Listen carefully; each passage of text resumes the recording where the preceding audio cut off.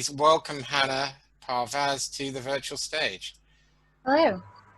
I'm gonna just share my screen so everyone can see. So hopefully that will work. We tested it before. So this is the ad I'll be talking about and how our ad won Ad Campaign of the Year last year with the App Promotion Summit. So if you want to contact me, you can reach out to me on LinkedIn, or there's my email address. And I'll tell you a bit about me. So at the moment, I'm working at an app called Curio. It's a spoken word audio app.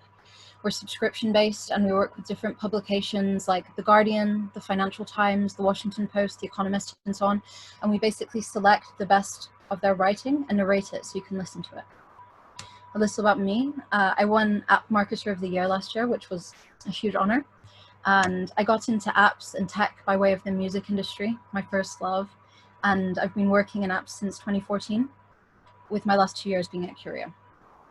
So regarding Facebook ads and Instagram ads, I've spent just over £1.5 million on advertising. I've advertised in more than 80 countries, and I've run more than 15,000 different ads and learned from them too. So this is kind of what has fed into us winning the paid user acquisition campaign of the year. So now to the main event.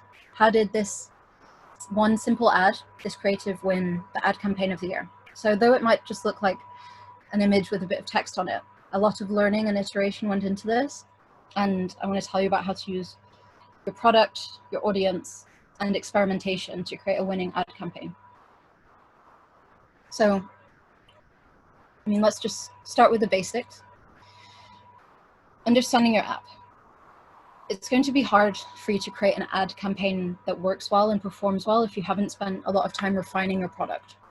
So you have to know your ad and your apps inside out. What are the flows that users have to take to get to your core action? How can you simplify these flows?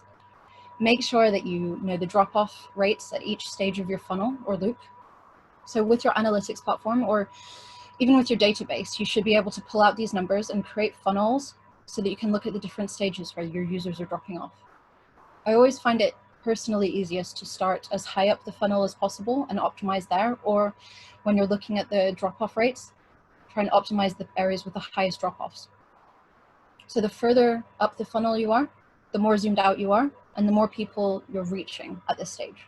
So the more impressions you're making with this, and the faster you can learn.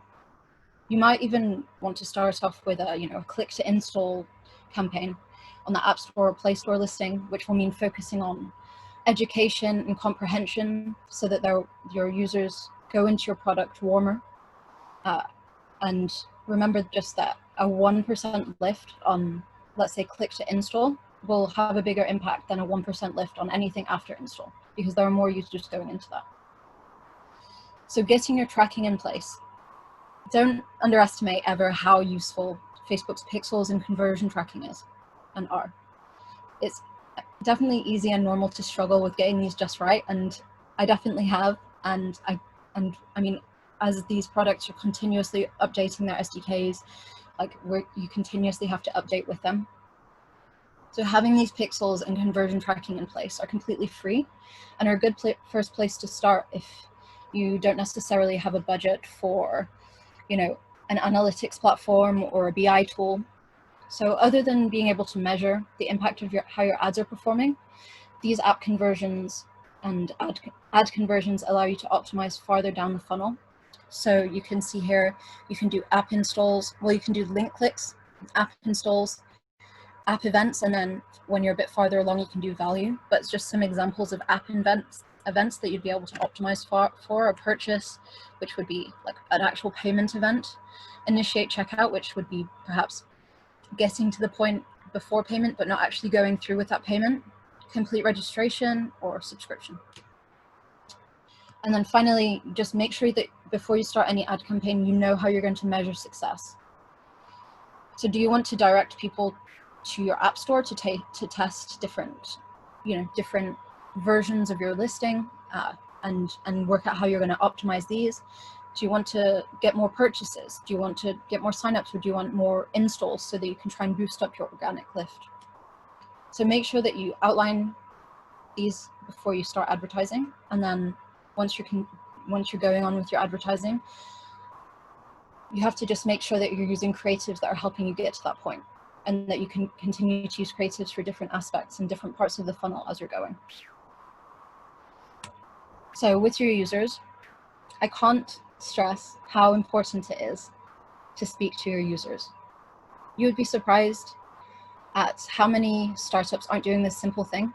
And the main focus of these conversations should be to find out what the solution your product is doing for them. Like what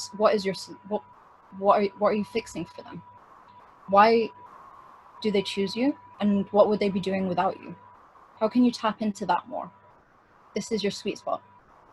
One thing that we found out from people from our conversations is that, sounds obvious, but people like to use their phones on the commute. They want to make the most of that time. At the moment when people are commuting, that can be a wasted time, and a lot of people want to keep their brains engaged and feel like they're doing something useful with that otherwise wasted time. So that got us thinking, how can we use these day-to-day activities in our creatives? And if you haven't got any users to talk to yet, or that you can reach out to, talk to anyone that matches your demographic. In fact, when I joined Curio, I went out in London and literally showed people on the street, just strangers, our ads to find out what the ads meant to them and what they thought of the ads before starting to run them. I did the same with our App Store listing. So when I joined, this was the App Store listing at Curio. We originally had a 10% comprehension rate, which meant 10% of the people I showed this App Store listing to had a vague idea of what the product was. People were saying things like, I think it brightens your phone up, or, they thought it was perhaps an event product. So we continued to iterate, and we ended up with this, which is what's live now. But at the moment now we have a 90% comprehension, which means 9 out of 10 people will understand just from seeing this what the app does, and a 35% click to install. So when you're talking to your users, you have to ask them why. And once you finally find out the real reason that they're using your product, you can start testing new creatives so that you can best try and ensnare new users to your product. And the best thing to do is even use direct quotes from your users. So anytime you send out a survey or anytime you talk to your users, try and take down direct quotes so that you can use these and then retarget those people. Use ads using this messaging. So, and finally, experiments. Working directly with your designers. So great ads need great design. There's no other way of saying that. But let's say that we found out from the user conversations before that people who are using Curio want to understand the news better. Why do they want to do that? They want to understand the news better so that they can form their own opinions. And they want to form their own opinions so that they can have better conversations and more informed conversations. So now that we all know that within the team, how do we communicate that? And that's up to working directly with the designers to do that. So make sure you're working with those designers to brainstorm, write copy variations, and then once you've started to run your ads, catch up with them regularly to tell them your learnings. Your designers want data too. Tell them what's worked, what hasn't worked, if there are any comments on the ads, which ads got more engagement in terms of likes, shares, clicks, which types of engagement did they get? Record this different type of engagement, because you might find that some of the ads you're running are fulfilling different jobs. So one ad that you might think would have been great for direct response could be really incredible for prospecting leads. Something that you thought might have got a lot of clicks might have been really good for engagement. So use split tests to find out what works. So split tests, which I think Facebook have now renamed to A/B tests, which is what they are great if you want to, begin your advertising and want to find out which creative direction to go down. So at any time, I'm usually running creatives with around 3 different messages at a time. But to find out those different messages, I would use A/B tests or split tests, which basically allow you to put in 3 very different use cases or up to or more and run these ads across your audience. And these tests basically mean that your audiences are controlled and they will only see one specific creative, allowing you to really zero in on what success looks like with these different creatives. And then once you've got your results of that test, you're able to start iterating that process and then optimizing in that creative direction. So this is just a quick view of some of the different versions we had. So if you remember, the ad was a combination of this escalator and then this line, become the most interesting person in the room. So they all have this copy. I can honestly say this app is life-changing. I've learned so many fascinating things, which is a direct quote from one of our users, which underneath, in August, Facebook truncated these, but originally you could have more lines of copy. But you can see the cost per action, which would have been a subscription event for each of these. So £52 for the first one, £37 for the second one, £65 and £23. I mean, you could see that with this kind of become the most interesting person in the room text, we were getting better prices. But then once we started to run that ad, we were getting a CPA of £11 and a click-through rate of 1.6%, which, you know, the CPA was reduced by 83% and the click-through rate was increased by up to 433%. So that's from these to this. Okay. And then finally, dynamic ads with campaign budget optimization, which is CBO. So that's something that Facebook has been rolling out for a while now. And basically this helps Facebook help you to decide where your budget is being allocated.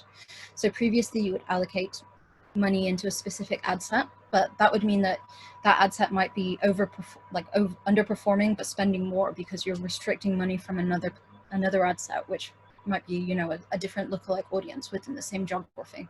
So if you run CBO, it's giving Facebook more control over helping you bid.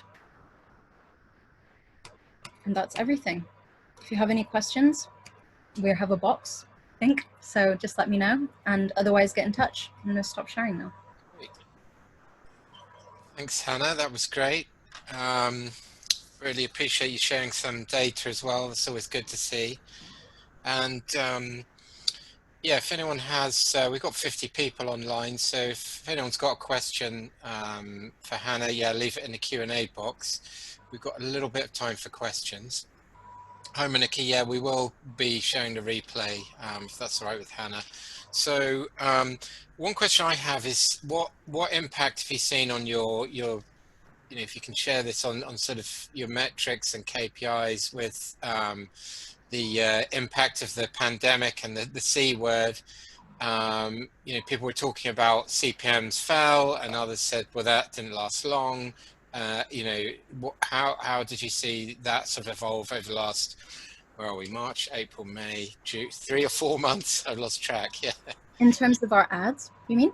Well, just in terms of, yeah, the cost you were paying, your CPMs, your CPIs, how did that evolve? Yeah, so it was really interesting actually, because at first a lot of our kind of messaging and the creatives were all focused on commuting. So you saw the ad that we've been running has an escalator and it's commuting, and we're running a lot of user testimonial ads, and a lot of those people were talking about commuting too. So what we started to see was that those kinds of ads, the costs increased, and then for other ads, the costs started to decrease. So what we started to do was introduce new creatives focused on more like doing things at home, and with those ads, like our costs were decreasing, yeah, which was really interesting. Right. And has that sort of stayed the same since, or? Yeah, at the moment, those ads are still performing well, but I can see that kind of commute-based ones are starting to pick up again as people are starting to get out and about a bit more. Right. And someone's asking, what about video ads? Did you try that? And how did they compare to pictures?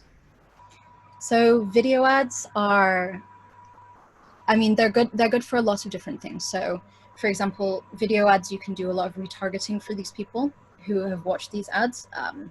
And like these people who watch the ads are going to be warmer. So I've run a lot of video ads. Yes, they perform well compared to pictures, but I would say that the benefits of being able to retarget people who watch perhaps 75% of one of those ads really adds to that.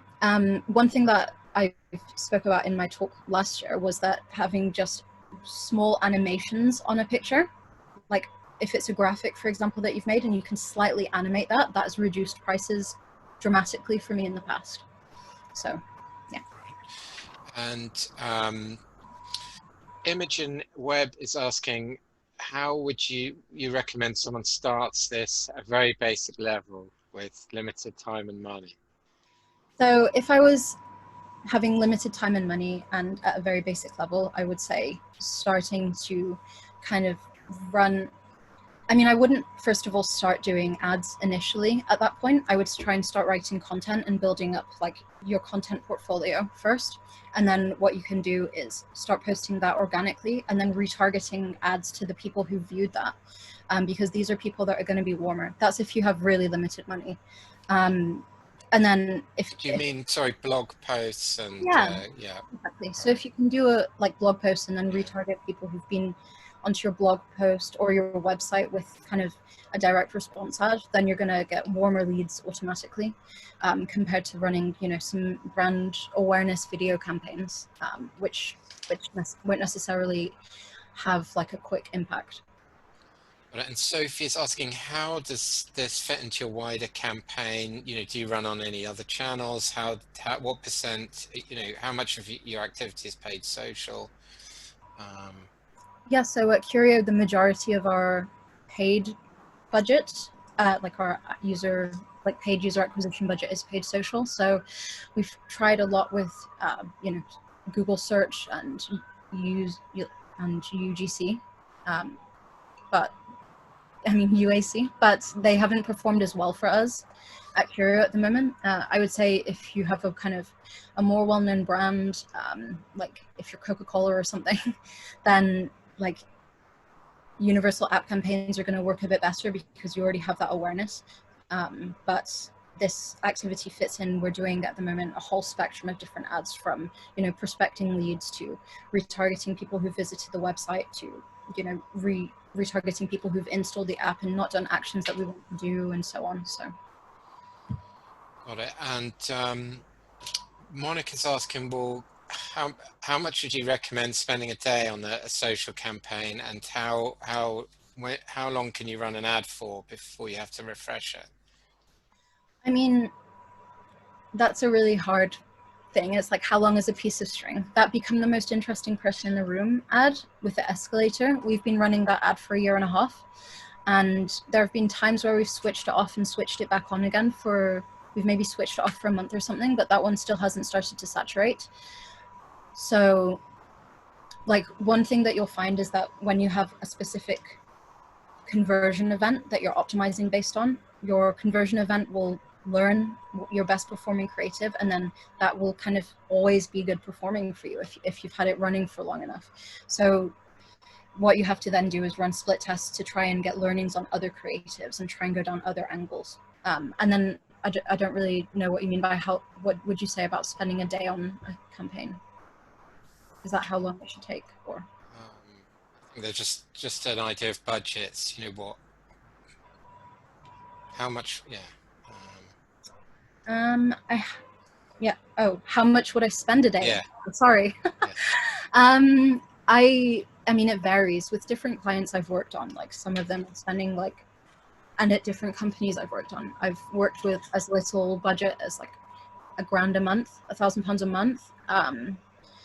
But I mean, I've worked with also up to like £200,000 a month. So I mean, it varies dramatically on the stage of your company and your budget itself.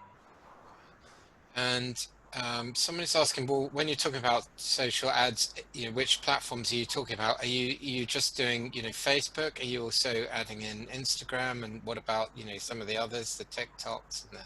Yeah, so with Facebook, you get Instagram included in that anyway, because Facebook owns Instagram. So within your placements, in your ads manager, you can select, or rather you can deselect posting on Instagram, but it's kind of by default posting to Instagram. So yeah, I post on Facebook and Instagram, and then that also means across their portfolio. So on Messenger and on the Facebook Audience Network. I've tried a lot with Twitter in the past, and I'd say in 2014 or so, I was getting some amazing results, but that's kind of petered off now. TikTok, I've only done light things with, but nothing too major. And same with Snapchat. I just found that although with Snapchat I was getting a lot of installs, I just wasn't getting these people to convert, and so they were lower quality traffic overall. So although I might be spending maybe 3 times as much for an install from Facebook as Snapchat, these people are like 400 times more likely to convert, so it's kind of worth it in the long run. We've got a talk later from one of the top guys at Snapchat in the performance team later on today, so we can ask him about that later. Nicholas is asking about affiliate networks. Has that been something you tried, or sort of referral programs?